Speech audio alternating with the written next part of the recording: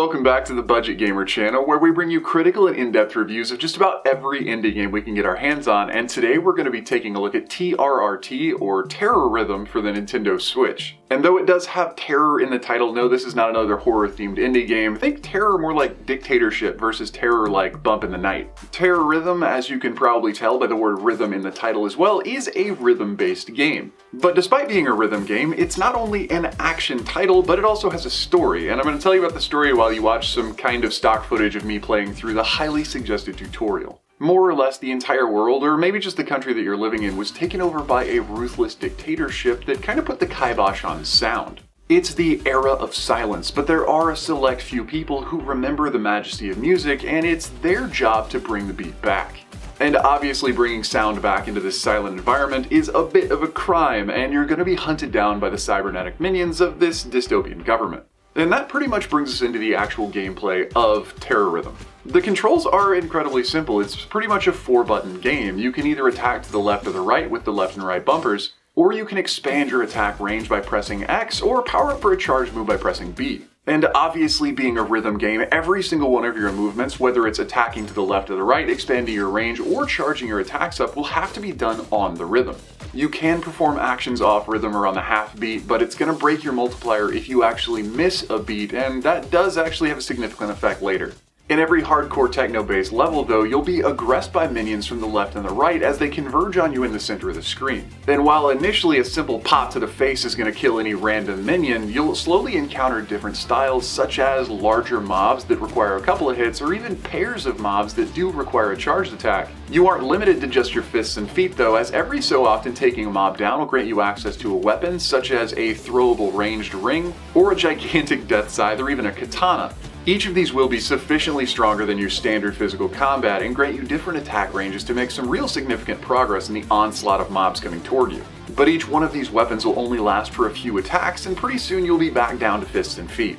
Another layer of difficulty is added to Terrorhythm, not just trying to sync your own movements to the enemy's pace, but also when we consider beats per minute as the pace of the game moves on. The score multiplier that I talked about earlier in the game is significant for leveling you up, and only through increasing your actual player level can you get access to moving up to the later and later levels in the game. Accessing new songs is going to put you in the fire of brand new styles of enemies and also increase or even decrease the beats per minute, forcing you to adapt your playstyle to the new dynamics of the new song. Thankfully though, in addition to being able to synchronize your controller at the home screen, every single level offers you an opportunity to get used to the beat of the game before the song really kicks off.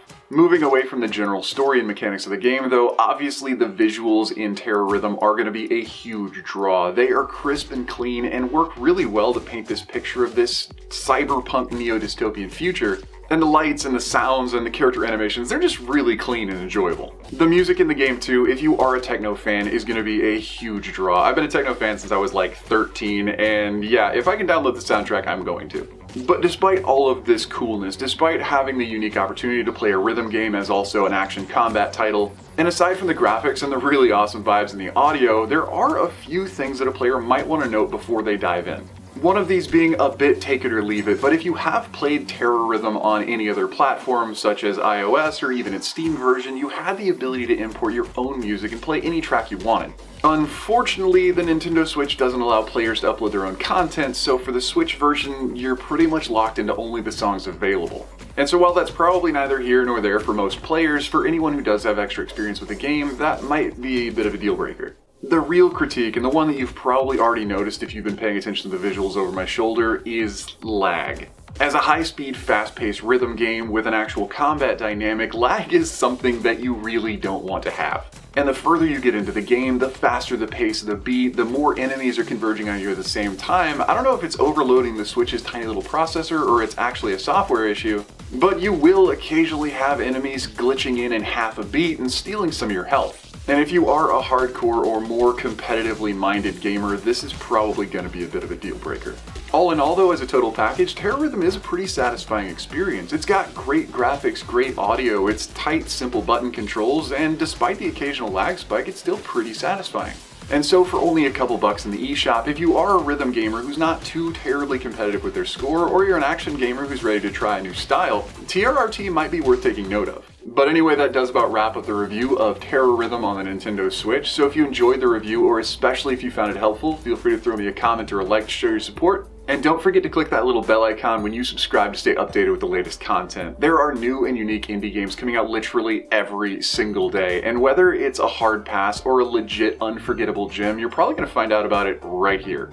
And if you really enjoy the channel, if you really enjoy the reviews, I have actually created some merch for the channel, a couple t-shirts, mugs, stickers, stuff like that. So if you're interested in sporting or at least supporting the BGC, you can check out our link to Teespring at the top of the banner and help us make these reviews. But anyway, this has been The Budget Gamer, so as always, thanks for watching.